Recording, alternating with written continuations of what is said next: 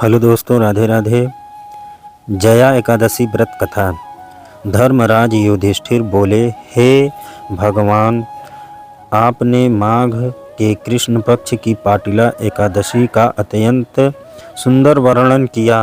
आप स्वदेव, अखंड, उज्जैनी और जरायुग चारों प्रकार के जीवों में उत्पन्न, पालन तथा नाश करने वाले हैं। अब आप कृपा करके माघ मास एकादशी का वर्णन कीजिए। इसका क्या नाम है, इसके व्रत की क्या विधि है और इसमें कौन से देवता का पूजन किया जाता है। श्री कृष्ण कहने लगे कि हे राजन, इस एकादशी का नाम जया एकादशी है। इसका व्रत करने से मनुष्य ब्रह्म हत्या पापों से छूट कर मोक्ष को प्राप्त होता है तथा इसके प्रभाव से भूत, पिशाच या आदि योनियों से मुक्त हो जाता है। इस व्रत को विधिवत पूर्वक करना चाहिए। अब मैं तुमसे पदापूर्ण में वर्णित इसकी महिमा की एक कथा सुनाता हूँ। देवराज इंद्र स्वर्ग में राज करते थे और अन्य सब देवतागण सुखपूर्वक स्वर्ग में रहते थे। एक समय इंद्र अपनी इच्छा अनुसार नंदन वन में अप्सराओं के साथ विरह कर रहे थे और गंधर्व गान कर रहे थे। उन गंधर्वों में प्रसिद्ध पुष्पादंत तथा उसकी कन्या पुष्पावती और चित्रसेन तथा उसकी स्त्री मालिनी भी उपस्थित थे।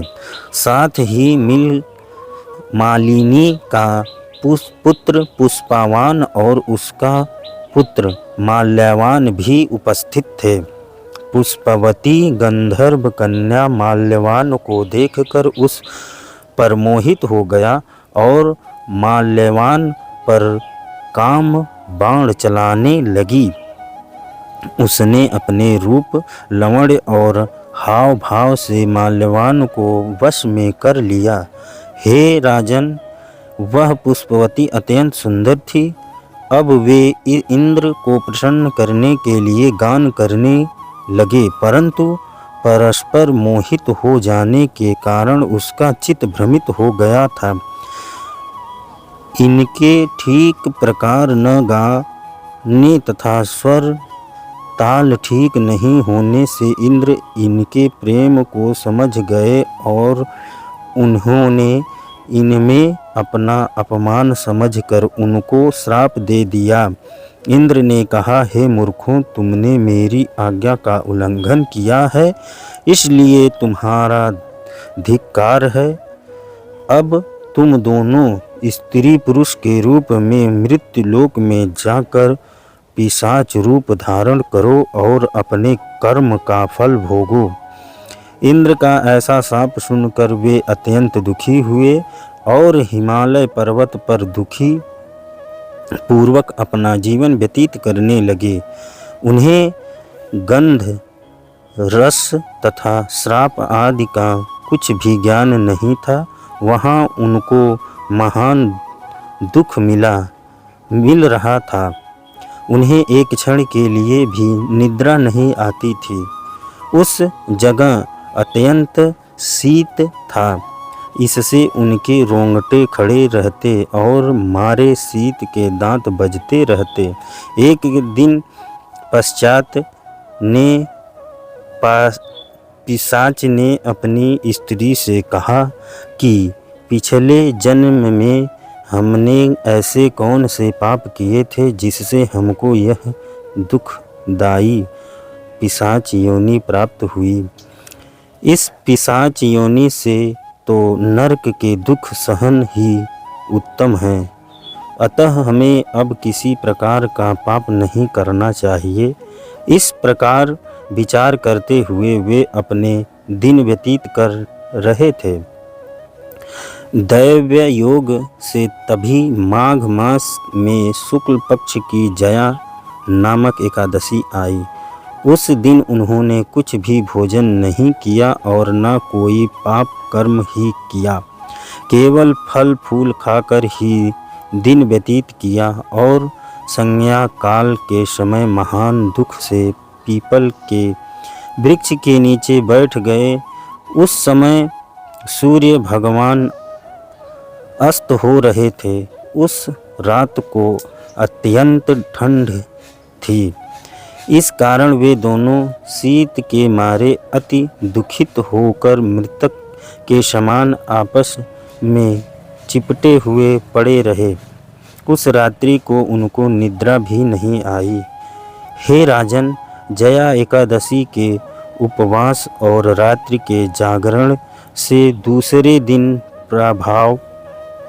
प्रभात होते ही उनकी पिशाच योनि छूट गई। अत्यंत सुंदर गंधर्व और अप्सरा की देह धारण कर सुंदर आभूषणों से अलंकृत होकर उन्होंने स्वर्गलोक को प्रस्थान किया। उस समय आकाश में देवता उसकी स्तुति करते हुए पुष्प वर्षा करने लगे। स्वर्गलोक में जाकर इन दोनों ने देवराज इंद्र को प्रणाम किया। इंद्र इनको पहले रूप में देखकर अत्यंत आश्चर्यचकित हुए और पूछने लगे कि तुमने अपनी पिशाच योनि से किस तरह छुटकारा पाया, सो सब बताओ। माल्यवान बोले, हे देवराज, भगवान विष्णु की कृपा और जया एकादशी के व्रत के प्रभाव से ही हमारी पिशाच देह छूटी है। तब इंद्र बोले, हे माल्यवान, भगवान की कृपा और एकादशी का व्रत करने से न केवल तुम्हारी पिशाच योनि छूट गई वरन हम लोगों के भी वंदनीय हो गए, क्योंकि विष्णु और शिव के भक्त हम लोगों के वंदनीय हैं। अतः आप अन्य हैं। अब पुष्पवती के साथ जाकर विहार करो। श्री कृष्ण कहने लगे कि हे राजन युधिष्ठिर, इस जया एकादशी के व्रत से बुरी योनि छूट जाती है। जिस मनुष्य ने इस एकादशी का व्रत किया है उसने मानो सब यज्ञ जप दान आदि कर लिया है। जो मनुष्य जया एकादशी का व्रत करते हैं वे अवश्य ही 1000 वर्ष तक स्वर्ग में वास करते हैं। कथा यहाँ समाप्त होती है। श्री कृष्ण गोविंद हरे मुरारी, हे नाथ नारायण वासुदेवा। ओम नमो भगवते वासुदेवाय।